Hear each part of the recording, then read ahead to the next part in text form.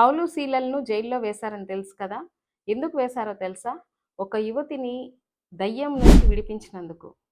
పుతేనియా అను ఒక యువతి దయ్యం పట్టి సోదె చెప్తుండేది. ఆమె సోదె చెప్పడం వల్ల ఆమె యజమానునికి బహులాభం కలిగేది. పౌలు శీలలు సువార్త ప్రకటిస్తున్నప్పుడు వారి వెంట వెళ్తూ, వీరు సర్వోన్నతుడైన దేవునికి దాసులు, రక్షణ మార్గాన్ని ప్రకటించడానికి వచ్చారని కేకలు వేస్తూ చెప్పేది.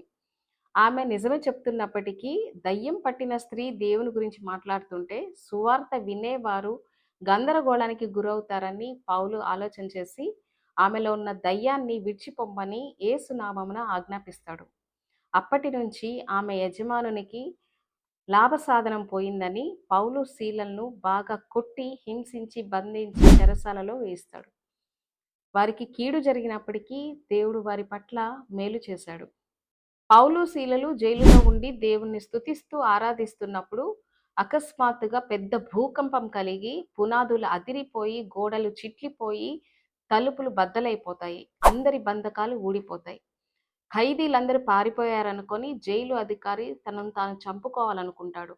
అప్పుడు పౌలు శీలలు నీకు నీవు ఏ హాని చేసుకోకు, మేమెక్కడికి వెళ్ళలేదని చెప్తారు. జైలు అధికారి వారి ప్రవర్తన చూసి మారు మనసు పొంది యేసు మార్గం గురించి తెలుసుకుంటారు. మీ జీవితాలలో కీడు జరిగిందని బాధపడకండి. ఆ కీడు వెనకాల ఏదో ఒక మేలును ఖచ్చితంగా దేవుడు దాచే ఉంచుతాడు.